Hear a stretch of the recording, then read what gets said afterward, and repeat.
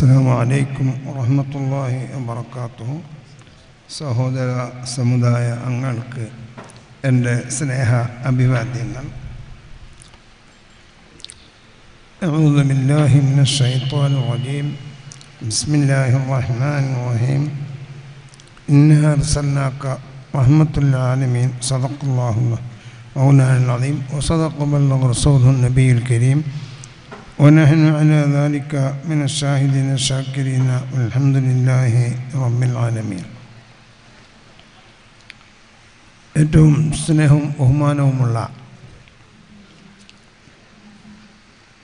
അൽ Medina education കോംപ്ലക്സിൻ്റെ ശില്പിയും നാം എല്ലാവരുടെയും സ്നേഹനിധിയുമായ ഷറഫുൽ ഉലമ Abbas Musliyar, വേദിയിൽ എൻ്റെ ഗുണഭൂയിഷ്ഠരായ ആലിമ്യങ്ങൾ, സാദാത്യങ്ങൾ, പ്രമുഖ വ്യക്തിത്വങ്ങൾ, സഹോദര സമുദായ അംഗങ്ങൾ, രാഷ്ട്രീയ നേതാക്കൾ, അല്ലാഹുവിനെ ഞാൻ ഫഅമ്മാ ബിനിഅമത്തി റബ്ബിക ഫഹദ്ദിഥ്.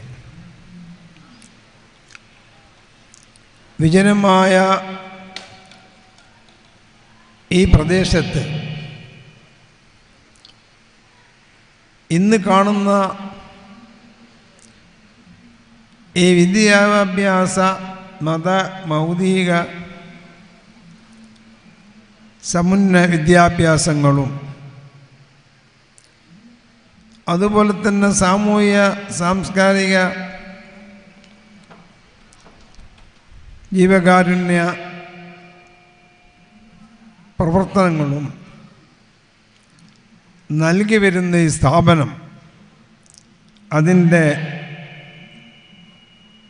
25ാം വാർഷികം നടത്തുകയാണ്.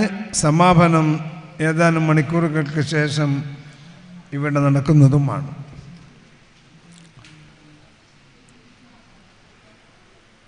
ഞാനിന്ന് ഏറ്റെടുത്തത് എന്നെ തങ്ങൾ പ്രാർത്ഥിക്കണമെന്ന ദുആ കഴിഞ്ഞു. പിന്നെ അല്പം സംസാരിക്കണമെന്ന് പറഞ്ഞു.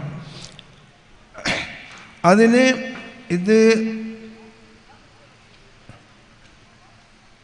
സമുദായ സൗഹാർദ്ദ വേദിയാണ്. എന്നേക്കാളും അധികം ആ കാര്യത്തിൽ സംസാരിക്കാൻ കടമപ്പെട്ടവരും ഉത്തരവാദിത്വമുള്ള പലരും ഇവിടെ സംസാരിക്കാറുണ്ട്. അവർ ഏതാനും സമയങ്ങൾക്കകം അതകം ഇവിടെ എത്തും എന്ന് നമുക്ക് പ്രതീക്ഷിക്കുകയും ചെയ്യാം. നമ്മെ സംബന്ധിച്ചിടത്തോളം ലോകത്ത് ഏറ്റവും അധികം സൗഹാർദ്ദവും ശാന്തിയും സമാധാനവും നീതിയും ലോകത്തിന് മുമ്പിൽ നൽകിയ മഹാനായ നേതാവാണ് അഷ്റഫുൽ ഖൽഖ് നബിയുനാ മുഹമ്മദ് റസൂലുള്ളാഹി. വിശ്വാസം എന്നുള്ളത് അവരവരുടെ സ്വാതന്ത്ര്യമാണ്. അത് അവരവർ വിശ്വസിക്കേണ്ടതും ആരാധിക്കേണ്ടതും പ്രവർത്തിക്കേണ്ടതും അവരവരുടെ മതമനുസരിച്ച് അവർക്ക് കടമയും ഉത്തരവാദിത്വവും ആണ്. എങ്കിലും മാനുഷിക പരിഗണന നൽകിക്കൊണ്ട് മനുഷ്യനാണ് എന്ന നില വെച്ചുകൊണ്ട് വളരെ സമുദായ സൗഹാർദ്ദത്തോടു കൂടി ലോകത്ത് നീങ്ങണം. അങ്ങനെ നീങ്ങിക്കൊണ്ടിരിക്കുന്നു. ലോകത്തിന് മുഴുവനും അനുഗ്രഹമായിട്ടല്ലാതെ നബിയെ തങ്ങളെ ഞാൻ അയച്ചിട്ടില്ല എന്ന് അല്ലാഹു പറയുമ്പോൾ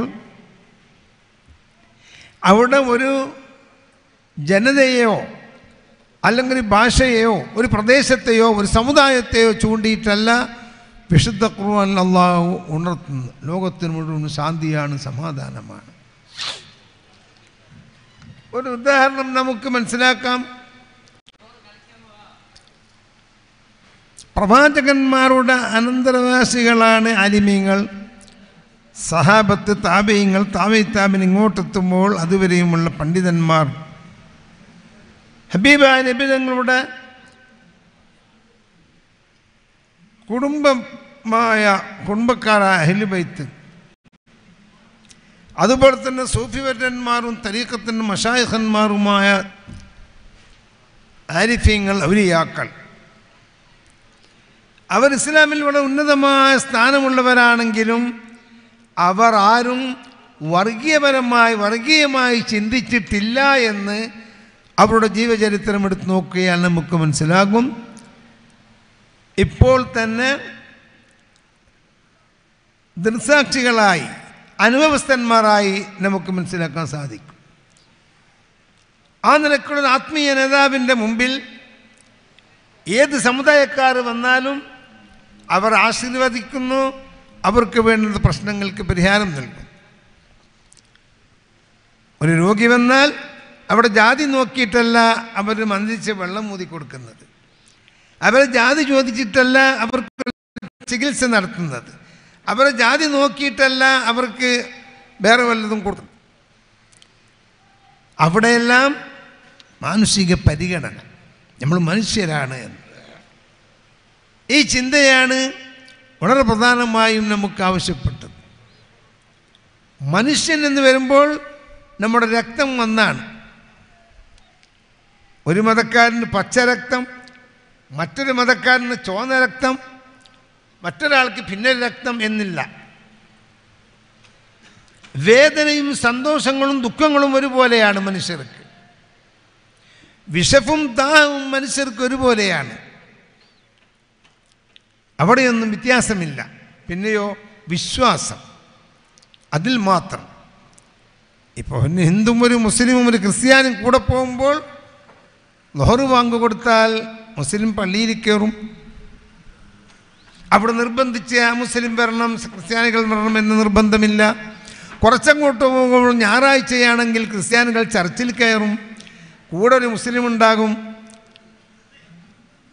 കൂടെയുള്ള ക്രിസ്ത്യാനി പോയിട്ട് അവിടെ ചെയ്യും. അതുപോലെ തന്നെ ഹൈന്ദവ സുഹൃത്തുക്കളുണ്ടാവും, അവർ ക്ഷേത്രത്തിൽ പൂജയുണ്ടെങ്കിൽ അവർ അങ്ങോട്ട് പോവും. ഒരു മൂന്നാൾ ഒന്നിച്ച് പോകാമെന്ന് കരുതുക. അപ്പോൾ വിശ്വാസം എന്നുള്ളത് അത് അവരുടെ വിശ്വാസം സ്വാതന്ത്ര്യമാണ്. വിശിഷ്യ നമ്മുടെ ഇന്ത്യ രാജ്യം മതേതരത്വ രാഷ്ട്രമാണ്.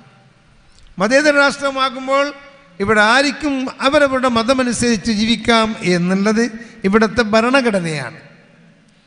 അതനുസരിച്ചാണ് ഇവിടെ മതം അനുസരിച്ച് ജീവിക്കാനും ആരാധിക്കാനും പ്രവർത്തിക്കുവാനും മതസ്ഥാപനങ്ങളും പള്ളികളും ഉണ്ടാക്കാനും ഇവിടുത്തെ ഭരണഘടന അനുവദിക്കുന്നു. അത് ലോകത്തെവിടെയും ഇല്ലാത്ത ഒരു അഭിമാനമാണ് നമ്മുടെ ഭാരതത്തിനുള്ളത്. ഇപ്പോൾ യൂറോപ്പിൽ നമ്മൾ പോയാൽ അവിടെ അധികം ക്രിസ്ത്യാനി മതക്കാരാണ്, മറ്റൊരു ഭാഗത്ത് പോയാൽ മുസ്ലിമീങ്ങളാണ്, പിന്നൊരു ഭാഗത്ത് പോയാൽ അമുസ്ലിമീങ്ങൾ ഹിന്ദുക്കളാണ്. രാഷ്ട്രത്തിൽ പോയാൽ നേരെ മറിച്ച് ഇന്ത്യയെ സംബന്ധിച്ചിടത്തോളം നിരവധി മതങ്ങളും നിരവധി വിശ്വാസങ്ങളും ആചാരങ്ങളും ആദർശങ്ങളും നടത്തി വരുന്നൊരു രാഷ്ട്രമാണ് ഇന്ത്യ രാഷ്ട്രം. ഓരോ സ്റ്റേറ്റ് തിരുമ്പോൾ നമുക്ക് കാണാം ഭാഷയിൽ വ്യത്യാസം വരുന്നു. അപ്പോൾ ഇങ്ങനെയുള്ളൊരു ഒരു സുന്ദരമായ കാഴ്ച ലോകത്ത് ഒരു രാഷ്ട്രത്തിനും കാണാൻ സാധ്യമല്ല. അത് നമുക്കുണ്ടായൊരു ഭാഗ്യമാണ്. ഇന്ത്യയിലെ ജനങ്ങൾക്ക് ഇത് നാം മനസ്സിലാക്കണം. അതുകൊണ്ട് ഇത്രയും കാലം ബ്രിട്ടീഷുകാർ നമ്മെ തമ്മിലടുപ്പിക്കാൻ പ്രവർത്തിച്ചുവെങ്കിൽ 1947 ആഗസ്റ്റ് 15 നമുക്ക് സ്വാതന്ത്ര്യം കിട്ടിയതിന് ശേഷം ഇത്രയും വർഷമായി വളരെ ഐക്യത്തോടെ, വളരെ സൗഹാർദ്ദത്തോടെ, വളരെ ശാന്തിയോടുകൂടി ഞാൻ നേരത്തെ പറഞ്ഞ നിലയ്ക്ക് എല്ലാ മതക്കാരും എല്ലാ ഭാഷക്കാരും എല്ലാ സ്റ്റേറ്റുകാരും ഒരുപോലെ ജീവിച്ച ഒരു സുന്ദരമായ ഒരു കാഴ്ചയാണ് നമുക്ക് കാണാൻ സാധിക്കും. ആ സുന്ദരമായ കാഴ്ചയും ശോഭനമായ നല്ല ഭാവിയും ഇന്ത്യയിൽ നമുക്ക് നിലനിൽക്കണം, നിർത്തണം. അതെല്ലാവരും ഒത്തൊരുമിച്ച് പ്രവർത്തിക്കണം. അള്ളാഹു അനുഗ്രഹിക്കട്ടെ എന്ന് ഞാൻ ദുആ ചെയ്യലോടുകൂടി ഈ സ്ഥാപനം അത്ഭുതകരമായ നിലക്ക് നമുക്കറിയാം. അൽ മദീന ആദ്യം തന്നെ മഹാനായ അബ്ബാസ് മുസ്ലിയാർ തുടക്കം കുറിച്ചത് ഹബീബായ നിബിധങ്ങളെ വസീലയാക്കിയിട്ടാണ്. അത് തന്നെയാണ് ഈ സ്ഥാപനത്തിന് അത്ഭുതകരമായ വളർച്ചയ്ക്ക് പിന്നിലുള്ള ശക്തി എന്ന് നാം മനസ്സിലാക്കണം. അതേ സമയത്ത് എന്തെന്നില്ലാതെ സഅദിയെ സംബന്ധിച്ചോളം മഹാനാറുൽ പ്രവർത്തിച്ചതുപോലെ, താജുൽമ പ്രവർത്തിച്ചതുപോലെ, അതുപോലെ തന്നെ സുൽത്താനുൽമ എ പി ഉസ്താദ് പ്രവർത്തിക്കും പോലെ വളരെ മെനക്കെട്ടുകൊണ്ട് ഒറ്റ ശരീരം എന്തെന്നില്ലാതെ ത്യാഗം സഹിച്ചതിൻ്റെ വളരെയധികം തെളിവാണ് ഈ കാണുന്ന സ്ഥാപനങ്ങൾ എന്ന് നാം മനസ്സിലാക്കുകയും അതിനോട് സഹകരിക്കുകയും സഹായിക്കുകയും അതിനുവേണ്ടി പ്രവർത്തിക്കുകയും ചെയ്യണം എന്ന് ഞാൻ ഈ സമയത്ത് നിങ്ങളെല്ലാവരെയും ഉണർത്തുകയും അവർക്ക് അല്ലാഹു ദീർഘായുസ്സും ആഫിയത്തും നൽകുകയും ചെയ്യുമാറാകട്ടെ എന്ന് ദുആ ചെയ്യുന്നു. ഞാനും കുറച്ച് അസുഖത്തിലാണ്. നമ്മളൊക്കെ അള്ളാഹുവിൻ്റെ ദീനിന് വേണ്ടി ഖിദ്മത്ത് ചെയ്യാനുള്ള ആഫിയത്തുള്ള ദീർഘായുസ് നമുക്കെല്ലാവർക്കും സുന്നത്ത് ജമാഅത്തിന് മുഴുവൻ ആലിമീങ്ങൾക്കും ഉമറാക്കൾക്കും എല്ലാം അള്ളാഹു